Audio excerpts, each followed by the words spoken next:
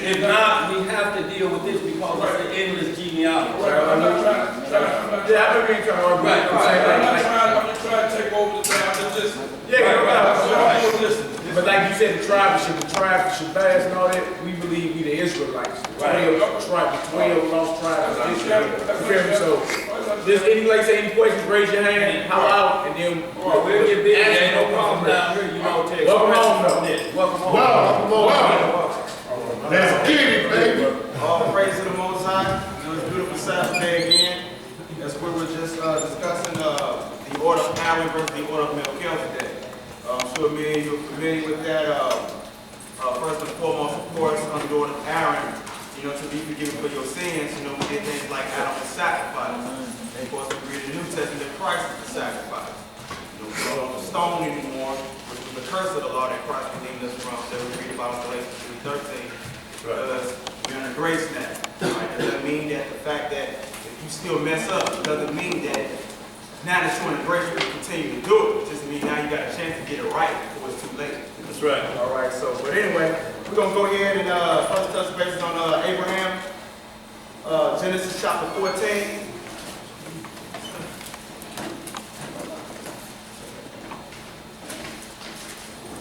The book of Genesis, chapter 14. Verse 11. 4. All right, we're going to start the book of Genesis, chapter 14, verse 11. How we looking? Everybody there? Wait on you, it ain't no problem. That's right. Let's get it done. All right, Genesis chapter 14, verse 11. Good. And they took all the goods of Sodom and Gomorrah, and all their victuals, and went their way. And they took Lot, Abram's brother's son, who dwelt in Sabbath, and his goods, and departed. What? His goods, and departed. Where? And there came one that had escaped, and told Abram, the Hebrew. The who? The Hebrew. Well, this is why when our brother was saying earlier that we believe that we're the Israelites, when we're saying that we are Hebrew Israelites, Hebrew means that you're a descendant of Abraham. Because Abraham, he had a son named Isaac, then he goes from Isaac to Jacob. When we're saying we're Israelites, we're saying that we're descendants of Israel. This is a bloodline that we can trace back to in the Bible. All right, but go ahead, read on. No doubt. And even if you go into the table of nations in Genesis 10, Eber or Iboria, that's where you get the Hebrew from. It means from the past. From the past. All right? So Abraham is out that lineage right there. Right. 13 again. And there came one that had escaped and told Abram the Hebrew, for he dwelt in the plain of Mamre, the Amorite, brother of Escol, and brother of Aner. And these were confederate with Abram. Right. And when Abram heard that his brother was taken captive, So you see, when Abraham heard his brother was taken what? captive, All right. he owned his trained servants, All right. born in his own house, 318, and pursued them unto Dan. Go ahead. And he divided himself against them, he and his servants by night, and smote them, and pursued them unto Habah, which is on the left hand of Damascus. And he brought back all the goods, and also brought again his brother Lot, and his goods, and the women also, and the people. All right, so notice we see right here, it says he brought back all the goods. Right. All right, it's very important to understand. Right. Abraham brought back all the goods. All right, read on. And let me say this too also, what's happening or what's taking place here is a bunch of kings attacked Sodom and Gomorrah, where Lot was, who's Abraham's actually his nephew, but since it's his brother's son, he's still called his brother, but it's actually his nephew. Lot is his nephew, that they took him captive too when they raided Sodom and Gomorrah. So Abraham got word and went and mounted up some men and went and retrieved his nephew from these jackards, so to speak. Right. All right. Real thing this. All right, verse 17.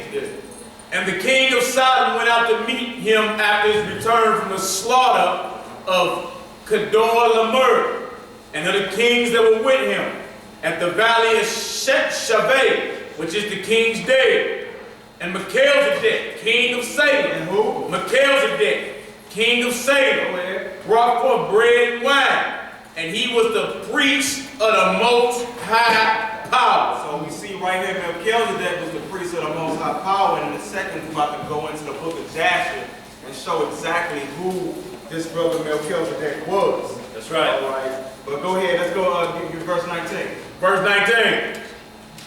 And he blessed them and said, Blessed be Abram of the Most High, power, possessor of heaven and earth. And blessed be the Most High God, or power, which have delivered thy enemies into thy hand.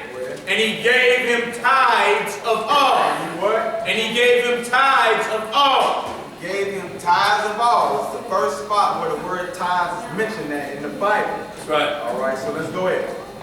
21. And the king of Sodom said unto Abram, Give me the persons and take the goods to thyself.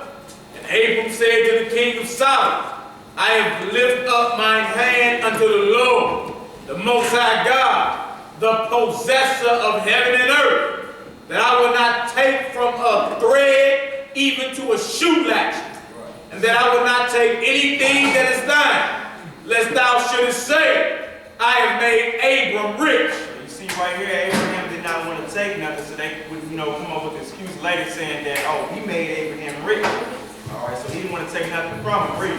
Save only that which the young men have eaten, and the portion of the men which went with me, Ner and Eshcol, and Mamre, let them take their portion. All right, so what we're going to do is we're going to go into the book of Jasher.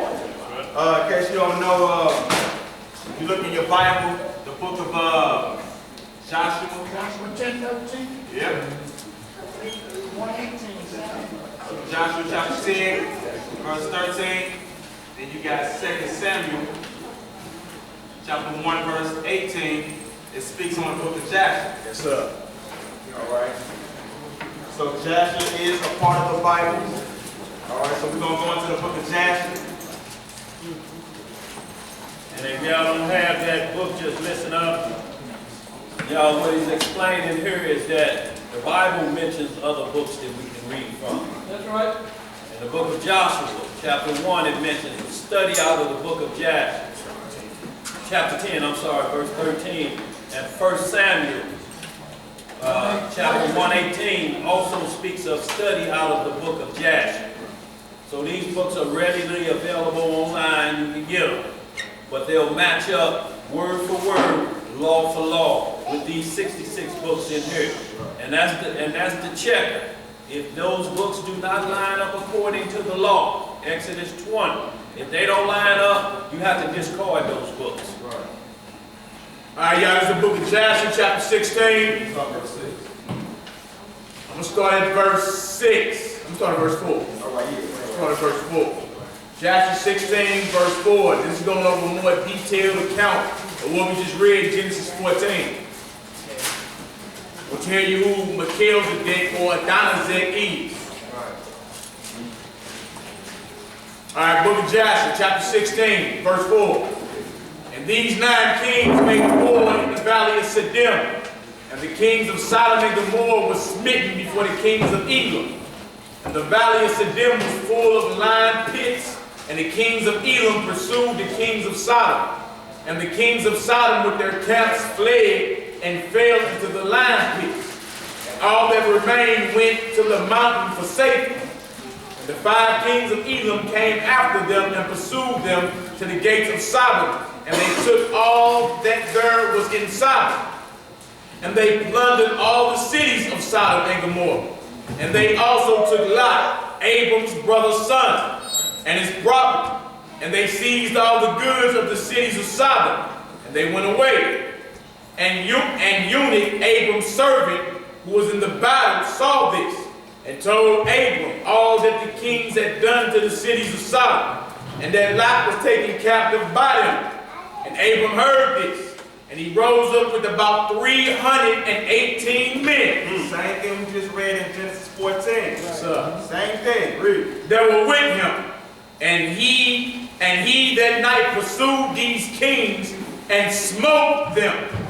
And they all fell before Abram and his men. And there was none remaining but the 4 kings who fled. And they went each his own road. And Abram recovered all the property of Sodom. And he also recovered Lot and his property, his wives and little ones, and all belonging to him. So that Lot lacked nothing. So that Lot what? Lacked nothing. Lack nothing, right? Go ahead. Y'all see Abraham was a straight warrior. That's right. Verse 9. And when he returned from smiting these kings, he and his men passed the valley of Siddim, where the kings had made war together. And Barak, king of Sodom, and the rest of his men that were with him went out from the lion pits into which they had fallen to meet Abram and his men. Right. And Adonizedek, king of Jerusalem, the same was Shem. You see right here, when you go to Genesis 14, when you read about Melchizedek, Melchizedek is Adonizedek, and it's telling you that Adonizedek, who you know is Melchizedek, is Shem. All right, Noah's son. Right. So this is who Melchizedek is. So we saying we are under the order of Melchizedek. Now you know. All right, we are under that order. And he actually was like a great-great-grandfather to Abraham. Right. Absolutely. Further reading this book of Joshua, you see Abraham studied with him and everything. Because his father was an idol worshiper. His daddy was into false gods and all that. Abraham ended up destroying his father's gods. Right. And then he got thrown in a fiery furnace for it. Him and Lot's father. And then because Abraham had faith, the Lord preserved him, but burned up. Lot's father burned up in that fire. That's right. That's when the Lord called Abram about his country. He said, look, get on over here. You're one of my friends. I'm going to show you what I'm going to do for you. That's right. And y'all, we have to understand too, when he's saying Melchizedek, Shem was the only one left alive in this world we know it as today from on the other side of the flood. He was 600 years old at this time. So also in the order of Melchizedek started with Adam, and it was passed down to Abraham. Melchizedek is a priesthood order. So we have to understand that clearly, even though his name was Shem, but he was after the priesthood order of Melchizedek. So this was the order that was in the Garden of Eden. This is the order that Christ was under prophesied that he was coming in. But when we got to Mount Sinai, that order switched so we could be re-instructed because we were wilding out. No doubt. Then Melchizedek simply means king of righteousness. That's right. That's what it means. Melchizedek and Adonizedek. This means king of righteousness. Order means teachings, ways, or instruction. That's right. That's what that means. Order. Order. What you mean? Order. And order just means teaching, ways, or instructions. And so the laws of God were actually being taught way before Moses got on Mount Sinai. That's right. That was a re-teaching. After being in Egypt for 400 years, you got to relearn the Sabbath day, what to eat, what not to eat, how to be clean, how to worship God. That's They right. had over 300 some gods. So Mount Sinai was a re-teaching. You feel me? And we was under that order of Aaron until Christ came and became the ultimate sacrifice. Why you kill animals no more. So now he's the high priest after that very same order. He's top dog. And even if you get to some pseudepigrapha books, it prophesies about Christ coming. That's right. About how he get the order of Melchizedek. Going all the way back to Adam, Jacob, all of them. All of them was being taught these spiritual truths. Right there. All right, where we at? Verse 11. And Adonizedek, king of Jerusalem, the same was Shem, went out with his men to meet Abram and his people with bread and wine, and they remained together in the valley of Melech or Malach. It's the same thing we read in Genesis 14. Came out with bread and wine. Same thing. Go ahead. 12. And Adonizedek, and trip off this, that's what Christ was bringing to the Passover. Bread and wine. Bread and wine. Same thing. Verse 12. And Adonizedek blessed Abram. Abram gave him a tenth from all that he had brought from the spoil of his enemies. So when you read in Genesis 14 about paying tithes in Abraham, we know that this tithes was a tenth of the spoil. It's a war. War. Right. All right, go ahead. For Adonizedek was a priest before God. And all the kings of Sodom and Gomorrah who were there with their servants approached Abram and begged of him to return them their servants whom he had made captive. and to take unto himself all the property. And Abram answered the kings of Sodom, saying, as the Most High liveth, who created heaven and earth, and who redeemed my soul from all affliction, and who delivered me this day from my enemies, and gave them into my hand, I will not take anything belonging to you, that you may not boast tomorrow, saying, Abram became rich from our property that he saved. For the Lord my God, in whom I trust, said unto me, thou shalt lack nothing. See that? Just like lack nothing told Abraham, you shall lack nothing. All right, read. For I will bless thee in all the works of thy hands. And now therefore, behold, here is all belonging to you. Take it and go.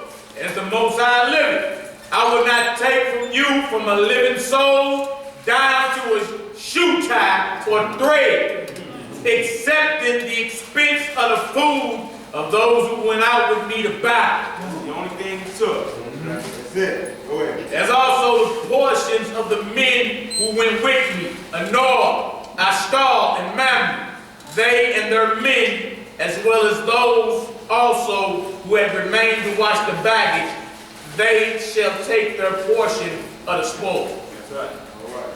So we see right here what this tithe was that he paid. Yeah. All right. It's spoils. It's not money. Right. All right.